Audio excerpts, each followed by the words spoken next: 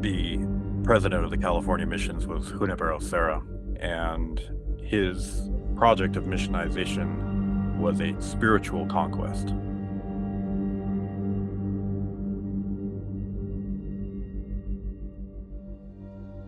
It was an apocalypse. It was an apocalypse.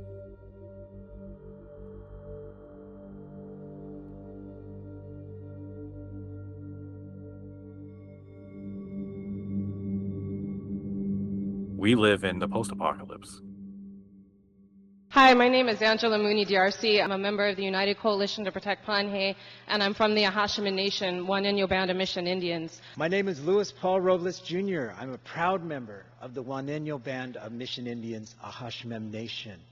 At Panhe, you have ancient burials. You have burials that are thousands of years old. You also have burials that have been reinterred from other areas, from other development projects that we have not been able to stop. There's times when you say, need over greed. Do we need this toll road? I am able to stand in the exact spots that my ancestors did. Alvaro, Nemencia, Macaria, Benvenuto were born in the village of Panhe. I sit beneath the stars that they've sat beneath. How do you mitigate that? You have Ahashiman members who've lived within my lifetime that have chosen to have their ashes scattered at Panhe. I've buried ancestors there.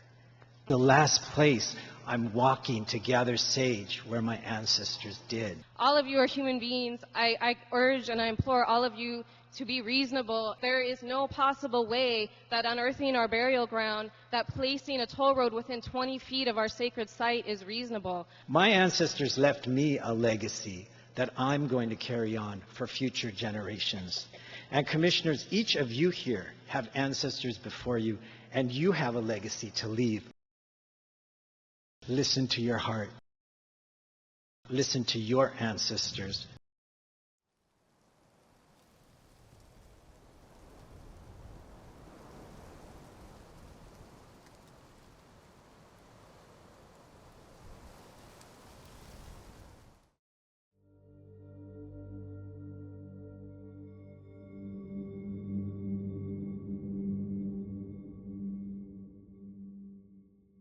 The first time I was so consciously aware of the way that the systems of education and power reconstruct history in really, really intentional ways for very specific purposes, to maintain status quo, to maintain power, to gloss over the terrible things that have been done. Anybody who's grown up in California knows this.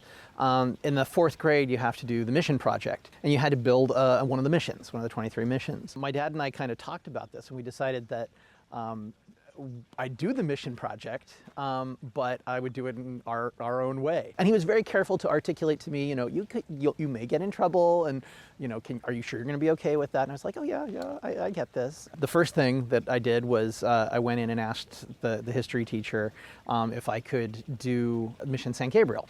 And then what we did was we tried to show what the missions really were about. So we had an open grave with a whole bunch of bodies in it, and we had the Spanish priests and the soldiers, beating up natives, Tongva people, and we had them, had people in chains and had kids in chains. One scene where a priest was scourging people on the back, had them crucifying somebody, a Tongva person. I laugh about it, but I mean, it really, of course, the horrific violence was actually the point. We were really trying to display the genocidal tendencies of the mission period, and to create kind of like a real representation that pushed back against this literally, again, sugar-coated representation of what the mission period was, and how it affected our people. And so, of course, I take this diorama in, this big mission thing. They were looking at it in shock, and the teacher was absolutely horrified, and got very upset with me, and sent me to the principal's office. And my dad came in. He kind of knew this was going to come, so he got called in, and he came in and he started talking to the principal. The principal was like, well, this is very disturbing, there's lots of violence here. And he said, yes, there was lots of violence in the missions. My ancestors, our ancestors, were horribly brutalized by that system. The principal was really flustered, and the teacher was really flustered, and they started saying things like, oh, well, but, don't you, this isn't appropriate. It's like, no, I don't think it's appropriate to have children, replicate and the genocidal, acts that were perpetrated on our people. They just didn't know what to do with that, and became kind of, pretty quickly realized that they weren't going to win that argument, and that they were looking more and more ridiculous the farther they went on. But I don't think there really is, if you think about it, too much of a difference, unfortunately, in our society between activism, sometimes even rebellion, and telling the truth.